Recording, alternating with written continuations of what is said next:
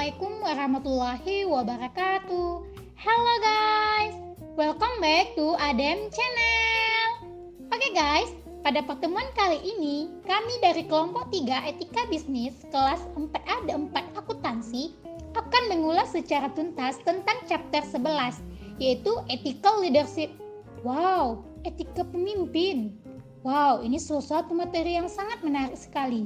Karena setiap kita adalah calon pemimpin nantinya, minimal memimpin diri sendiri. Oke guys, biar nggak berlama-lama, silakan saksikan dan simak presentasi dari masing-masing kami ya guys. Selamat menonton. Yang pertama, defining ethical leadership. Kepemimpinan adalah kemampuan atau otoritas untuk membimbing dan mengarahkan orang lain menuju suatu tujuan. Kebanyakan orang sepakat bahwa kepemimpinan yang efektif sangat penting bagi sebuah perusahaan. Keputusan etis adalah salah satu dimensi kepemimpinan. Perusahaan yang sukses berkembang berdasarkan kepemimpinan dan kemampuan kreatif dari pendirinya. Tanpa kemampuan kepemimpinan, maka pengusaha seperti Steve Jobs dari Apple, Bill Gates dari Microsoft, Sam Walton dari Walmart, dan Mark Zuckerberg dari Facebook, perusahaan-perusahaan ini sukses akan sangat berkurang dan tidak akan ada sama sekali. Namun, pendiri yang kuat hanyalah salah satu bagian dari kesuksesan perusahaan. Kepemimpinan etis yang kuat harus ditunjukkan melalui penerus, manajer lain, dan karyawan untuk melanjutkan kesuksesan perusahaan.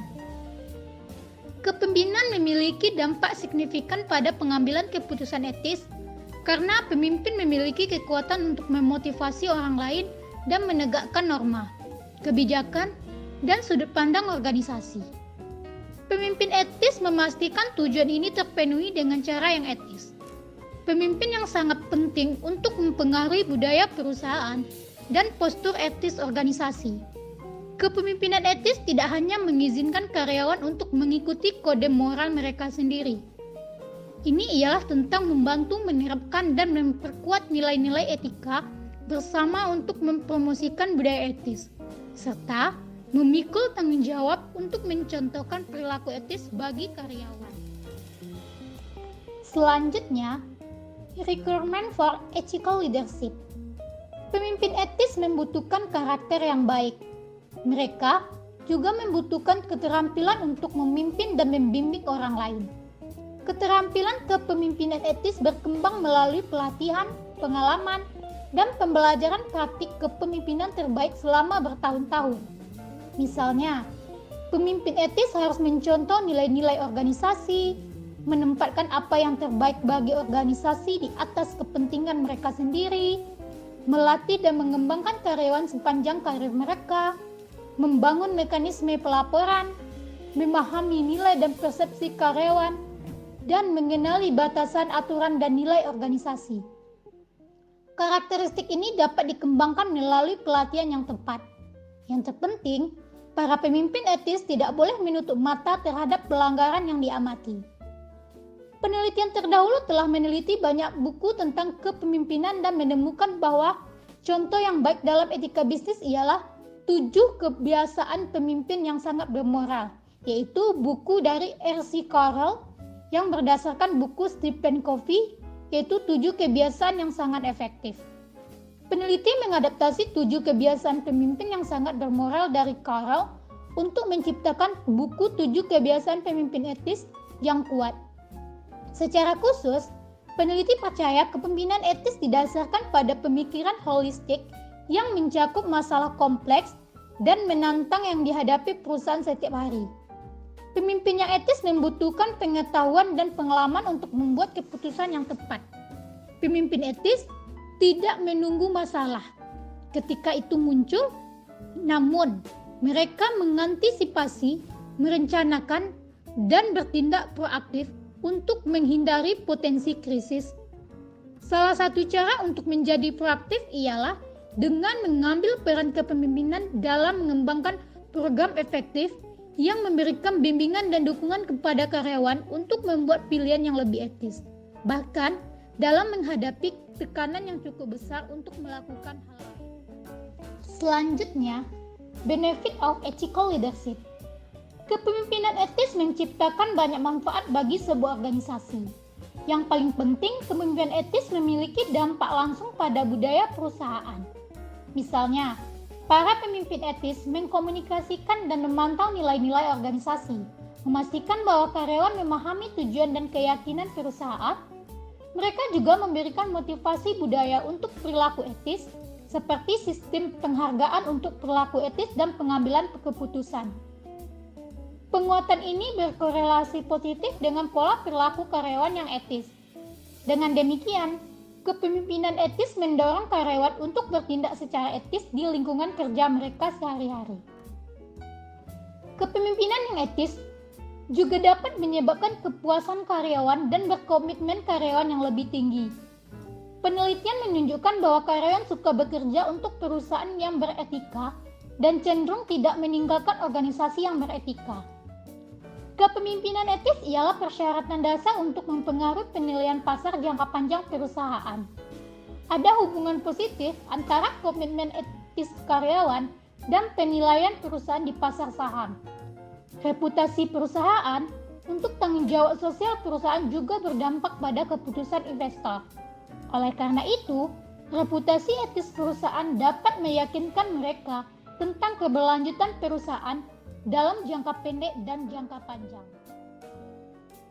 Selanjutnya, ethical leadership and organizational culture. Dimensi etika tergantung bagaimana pemimpin perusahaan mempengaruhi budaya.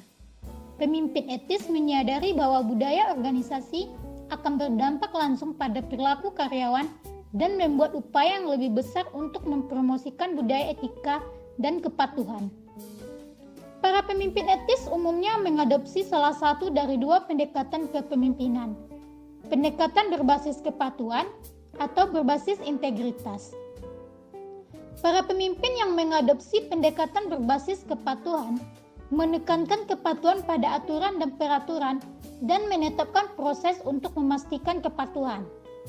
Sedangkan pendekatan berbasis integritas memandang etika sebagai peluang untuk menerapkan nilai-nilai inti.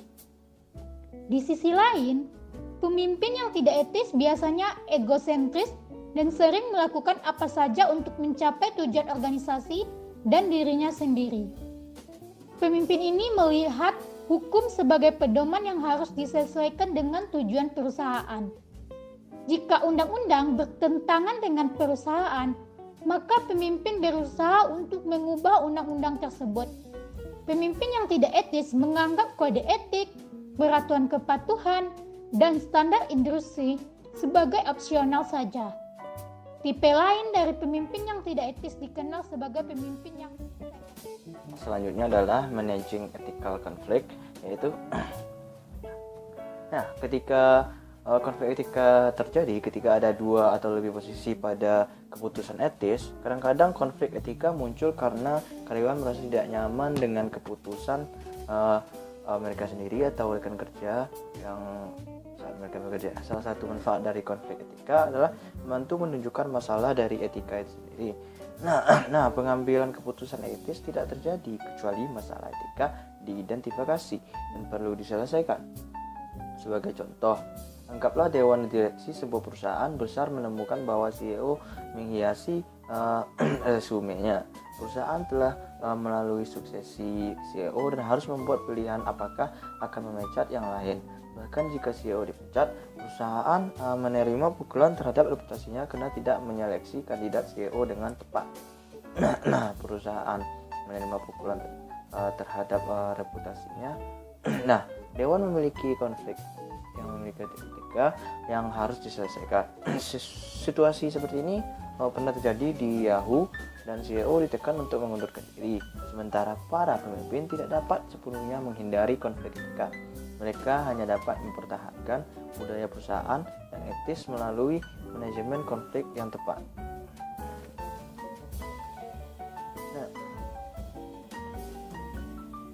Ini adalah conflict management style.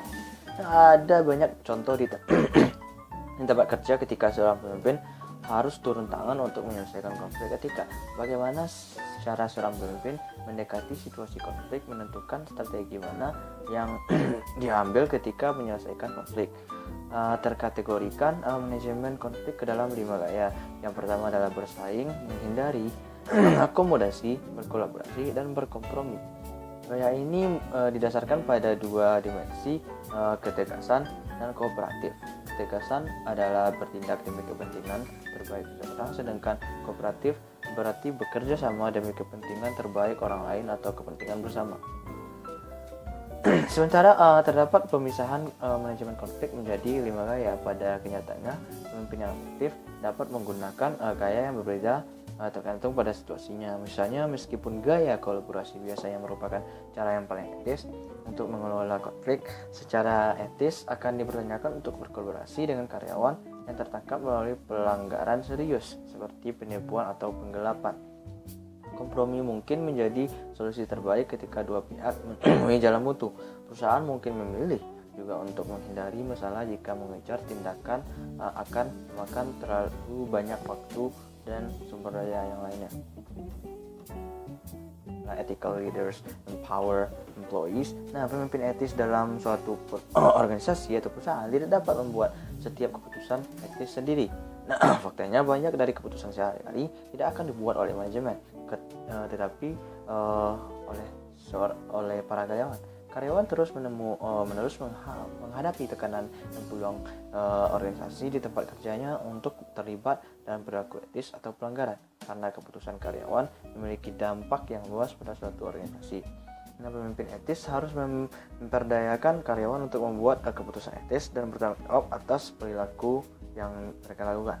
Karyawan di semua tingkat organisasi harus memiliki kesempatan untuk mengembangkan dan menggunakan keterampilan kepemimpinan secara etis dan adil. Untuk ethical leader communication skill. Cara seorang pemimpin yang etis berkomunikasi dengan karyawan memiliki dampak yang sama besar pada budaya etis dari perusahaan itu sendiri. Seorang pemimpin narsis misalnya sangat mengontrol dan tidak mentolerir kritik apapun atas keputusan kepemimpinannya dari bawahannya atau rekan kerja dari pemimpin tersebut. Pertimbangkan pemimpin lain yang tahu karyawan bahwa mereka tidak peduli bagaimana mereka menyelesaikan tugas selama mereka melakukannya, dan mereka berpikir bahwa itu adalah yang terbaik. Jenis komunikasi ini memberikan sinyal kepada karyawan bahwa mereka perlu menyelesaikan pekerjaan mereka dengan biaya berapapun. Pemimpin etis di sisi lain berkomunikasi dengan karyawan atau bawahannya secara teratur mengenai harapan dan kemampuan menuju tujuan yang akan dicapai oleh suatu perusahaan. Selanjutnya adalah meningkatkan keterampilan pemimpinan itu sendiri. Terdapat 8 macam atau 8 cara atau 8 langkah juga. Yang pertama adalah lakukan percakapan sulit. Yang ingin dilakukan termaksud memberi tahu orang lain apa yang dibutuhkan dan belum tentu yang dibutuhkan tersebut adalah yang diinginkan, lalu dengarkan.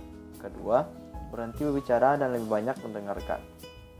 Yang ketiga, angkat telepon atau berjalan menyusuri seperti tempat-tempat tidak bekerja atau untuk benar-benar berbicara dengan seseorang daripada mengandalkan email yang lebih impersonal atau secara tidak langsung.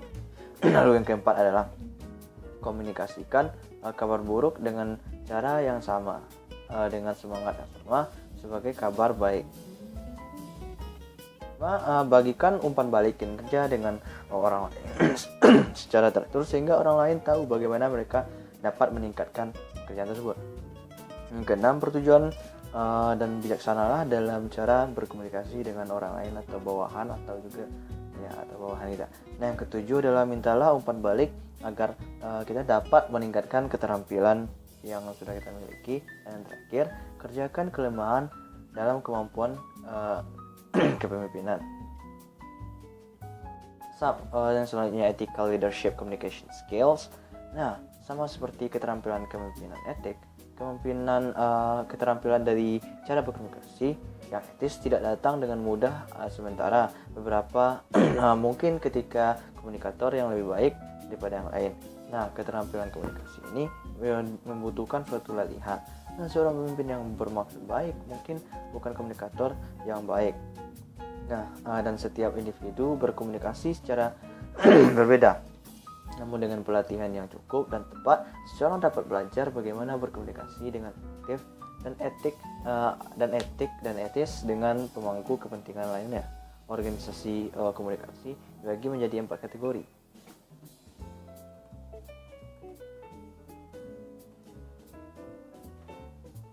Terdapat 4 macam dari ethical leadership communication skills ini sendiri. Yang pertama adalah komunikasi interpersonal atau interpersonal communications. Nah, bentuk komunikasi yang paling terkenal dan terjadi ketika dua orang atau lebih berinteraksi satu sama lain. Nah, komunikasi interpersonal memberikan kesempatan intim bagi pemimpin etis untuk menerima atau mengeluarkan informasi. Yang kedua adalah komunikasi kelompok kecil atau small group communication. Nah, komunikasi kelompok kecil berkembang dalam organisasi. Nah, dengan demikian, jenis komunikasi ini menjadi semakin penting untuk pengambilan keputusan etis. Nah, saat ini banyak keputusan etis organisasi dibuat dalam tim, dan keputusan ini berdampak pada keberhasilan etis dari perusahaan itu sendiri. Yang ketiga adalah komunikasi nonverbal atau non-verbal communication. Nah, komunikasi nonverbal adalah komunikasi yang diungkapkan melalui tindakan, bahasa tubuh, ekspresi, atau bentuk komunikasi lain yang tidak tertulis atau secara lisan. Nah, komunikasi nonverbal ini memberikan petunjuk utama tentang keadaan emosional dari individu yang sedang berkomunikasi. Lalu yang terakhir adalah mendengarkan atau listening. Nah, mendengarkan melibatkan perhatikan perilaku verbal dan nonverbal. Nah, mendengarkan sama pentingnya dengan berbicara. Nah, jika salah satu pihak yang berdialog tidak mendengarkan dengan baik lawan bicaranya, nah komunikasi menjadi tidak efektif dan bisa saja terjadi suatu miscommunication. Nah, dari perspektif etika, para pemimpin dengan keterampilan mendengarkan yang buruk atau yang gagal mendengar masalah sering mengabaikan masalah dari etika itu sendiri. Nah, mendengarkan juga penting untuk moral dari karyawan itu sendiri. Sekian dari saya. Ini akan dilanjutkan oleh rekan saya.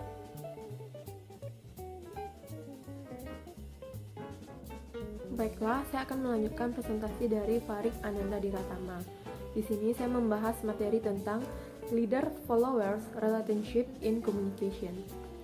Kesesuaian pemimpin atau pengikut terjadi ketika para pemimpin dan pengikut berbagi visi, harapan etis, dan tujuan yang sama untuk perusahaan.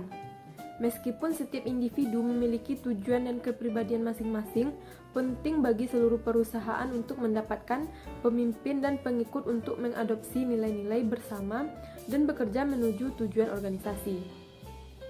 Jika pengikut merasa terputus dari pemimpin, mereka kemungkinan tidak akan berkomitmen untuk mempromosikan visi dan tujuan perusahaan. Karena pemimpin organisasi sering menempati posisi manajerial, tanggung jawab, pekerjaan, mereka cenderung berbeda dari karyawan tingkat bawah. Hal ini menciptakan kecenderungan yang lebih besar bagi pemimpin untuk menjadi terisolasi. Untuk mengurangi isolasi sosial ini, penting bagi para pemimpin etis untuk sering berkomunikasi dan berinteraksi dengan karyawan. Komunikasi yang menggabungkan rasa hormat, mendengarkan dan umpan balik dapat menciptakan hubungan yang saling menguntungkan. Pemimpin harus mengambil sikap proaktif terhadap komunikasi nilai-nilai etika, harapan, dan perhatian. Nah, pada leader-followers relationship in communication ini ada 3 poin yang dibahas. Yang pertama itu ethics, program, and communication.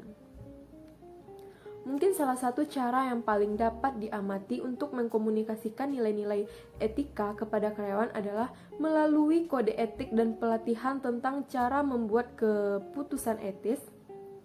Kode etik memberikan pedoman penting bagi karyawan tentang bagaimana bertindak dalam situasi yang berbeda. Meskipun tidak mungkin bagi setiap kode untuk membahas setiap potensi masalah etika yang mungkin dihadapi karyawan. Kode yang efektif harus membiasakan karyawan dengan nilai-nilai perusahaan, membuat mereka sadar akan beberapa masalah etika dan hukum yang lebih umum yang mungkin akan mereka hadapi dan memperkuat budaya perusahaan etis. Agar kode benar-benar efektif, kode tersebut harus dapat diakses dan dihitung dan didukung oleh setiap level perusahaan. Pelatihan etis adalah cara penting untuk mengkomunikasikan nilai-nilai. Komunikasi interpersonal, baik formal maupun informal, juga penting antara pemimpin dan pengikut. Komunikasi pemimpin-pengikut menghubungkan pengikut dengan orang-orang di perusahaan yang paling akrab dengan nilai-nilai etika perusahaan. Poin yang kedua yaitu power difference and workplace politics. Meskipun kemungkinan akan ada perbedaan kekuasaan antara supervisor dan karyawan dalam organisasi, penting bahwa pemimpin etis berusaha untuk mengurangi perbedaan ini ketika komunikasi etis terlibat. Beberapa pemimpin menduduki posisi otoritas dalam organisasi, mungkin memiliki kecenderungan untuk melihat informasi dari karyawan sebagai tidak penting. Pemimpin yang etis dapat mengurangi perbedaan kekuasaan melalui komunikasi yang sering dengan pekerja. Pemimpin yang etis harus bergerak di antara karyawan dan mendengarkan umpan balik dan kekhawatiran mereka. Dari inti dari interaksi ini adalah untuk menciptakan hubungan yang lebih menguntungkan dengan karyawan dan juga mengurangi perbedaan kekuasaan yang dirasakan antara kelompok-kelompok ini. Kemudian poin yang ketiga yaitu feedback. Sebagian besar perusahaan menyadari perlunya pemimpin organisasi untuk memberikan umpan balik kepada karyawan. Umpan balik dapat terjadi melalui metode informal seperti percakapan sederhana atau melalui sistem yang lebih formal seperti evaluasi kinerja karyawan. Pemimpin yang etis memahami pentingnya umpan balik positif dan negatif bagi karyawan. Umpan balik negatif, meskipun terkadang sulit untuk disampaikan, penting untuk menginformasikan kelemahan karyawan dan menyadari bahwa umpan balik positif sama pentingnya dengan umpan balik negatif. Pemimpin yang hanya memberikan umpan balik negatif dapat menimbulkan persepsi bahwa organisasi tersebut bercirikan kelemahan, yang pada gilirannya dapat menurunkan semangat kerja karyawan. Ini juga tidak memungkinkan karyawan untuk mengidentifikasi dan meningkatkan kekuatan mereka. Umpan balik karyawan dapat dihasilkan dengan berbagai cara, termasuk wawancara, survei anonim, audit etika, dan situs web. Mendorong karyawan untuk memberikan umpan balik penting dalam membuat karyawan merasa terlibat dalam mengembangkan budaya perusahaan. Pembahasan selanjutnya yaitu leadership styles influence ethical decisions. Gaya kepemimpinan mempengaruhi banyak aspek perilaku organisasi, termasuk penerimaan dan kepatuhan karyawan terhadap norma dan nilai organisasi. Gaya yang berfokus pada pembangunan nilai-nilai organisasi yang kuat di antara karyawan, kontribusi pada standar perilaku bersama. Mereka juga mempengaruhi transmisi organisasi dan pemantauan nilai, norma, dan kode etik. Singkatnya, gaya kepemimpinan suatu organisasi mempengaruhi bagaimana karyawan bertindak. Tantangan bagi para pemimpin adalah dalam mendapatkan kepercayaan dan komitmen dari anggota organisasi. Yang penting, jika pemimpin organisasi ingin mengarahkan perusahaan mereka menuju kesuksesan, pemimpin yang etis membutuhkan pengetahuan dan pengalaman untuk membuat keputusan. Pemimpin etis yang kuat harus memiliki integritas moral yang tepat. Integritas tersebut harus transparan, dengan kata lain, mereka harus melakukan secara pribadi seolah-olah itu selalu publik. Pemimpin etis yang paling efektif memiliki kemampuan untuk mengelola diri mereka sendiri dan hubungan mereka dengan orang lain secara efektif. Keterampilan yang dikenal sebagai kecerdasan emosional. Pemimpin yang cerdas secara emosional terampil dalam kesadaran diri, pengendalian diri, dan membangun hubungan. 6 gaya kepemimpinan yang berbasis berdasarkan emosional menurut Daniel Goleman. Yang pertama itu, pemimpin yang memaksa menuntut kepatuhan sesaat dan berfokus pada pencapaian, inisiatif, dan pengendalian diri. Meskipun gaya ini bisa sangat efektif selama masa krisis atau selama perputaran, sebaliknya menciptakan iklim negatif untuk kinerja organisasi. Poin yang kedua itu, pemimpin yang berwibawa dianggap sebagai salah satu yang paling efektif mengilhami karyawan untuk mengikuti sebuah visi, memfasilitasi perubahan dan menciptakan iklim kinerja yang sangat positif. Pemimpin afiliatif menghargai orang, emosi mereka, dan kebutuhan mereka, serta mengandalkan persahabatan dan kepercayaan untuk mempromosikan fleksibilitas, inovasi, dan pengambilan risiko. Yang keempat itu, pemimpin yang demokratis mengandalkan partisipasi dan kerja tim untuk mencapai keputusan kolaboratif. Gaya ini berfokus pada komunikasi dan menciptakan iklim positif untuk mencapai hasil. Kemudian yang kelima, pemimpin penentu kecepatan dapat menciptakan iklim negatif karena standar tinggi yang dia tetapkan.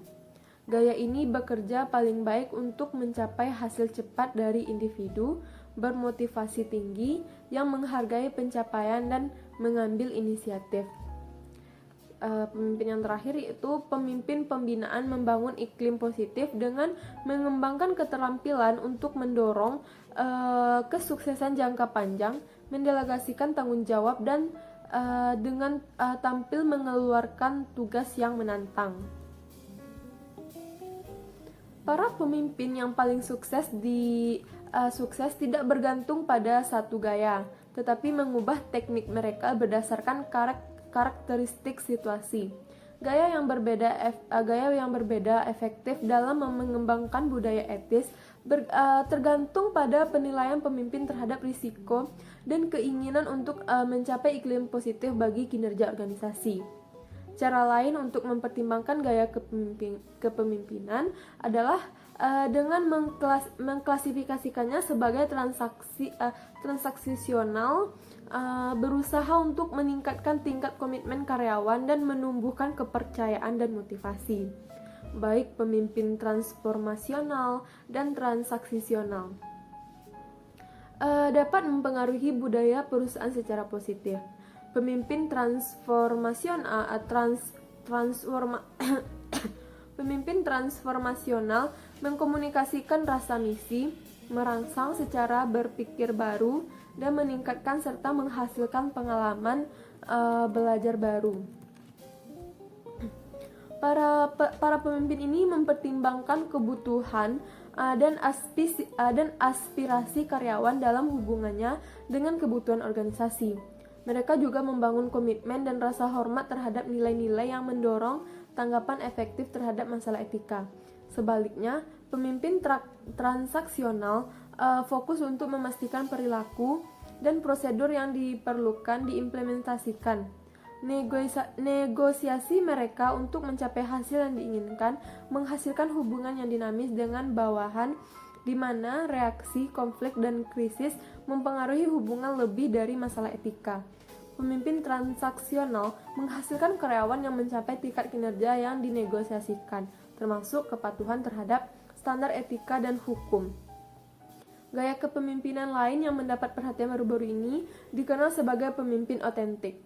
Pemimpin otentik adalah bersemangat tentang perusahaan, menjalankan nilai-nilai perusahaan setiap hari dalam perilaku mereka di tempat kerja, dan membentuk hubungan jangka panjang dengan karyawan dan pemangku kepentingan lainnya.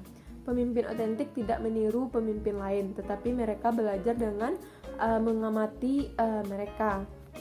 Pembahasan yang terakhir itu The Radar Model. Cara terbaik untuk menangani pelanggaran adalah dengan menghindarinya sepenuhnya. Namun, bahkan organisasi terbaik pun menderita risiko etika.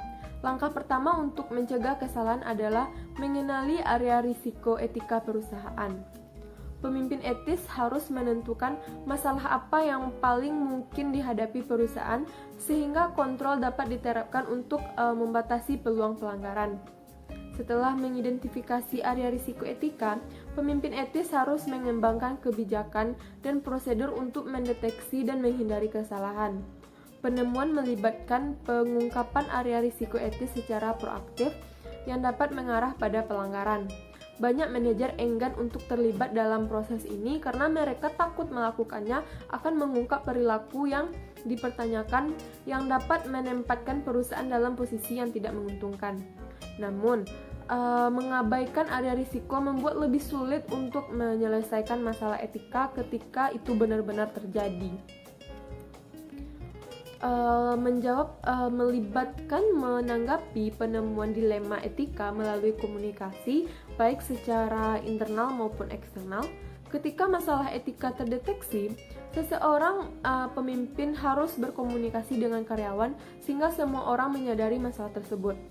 Pentingnya kebutuhan untuk menyelesaikan pemulihan terjadi ketika perusahaan mulai membangun kembali reputasinya. Dari sudut pandang etika, para pemimpin harus menggunakan periode ini untuk memperbaiki setiap kelemahan dalam program etika dan mengembangkan cara yang lebih baik untuk mendeteksi pelanggaran. Pemulihan melibatkan 4 proses. Yang pertama yaitu mengambil tindakan korektif, memberikan kompensasi kepada pemangku kepentingan yang dirugikan oleh pelanggaran tersebut, dan menyatakan penyesalan atas kesalahan tersebut, serta memperkuat reputasi perusahaan dengan pesan-pesan positif. Dari kami kelompok 3 yang dapat kami sampaikan, mohon maaf apabila ada salah kata. Assalamualaikum warahmatullahi wabarakatuh.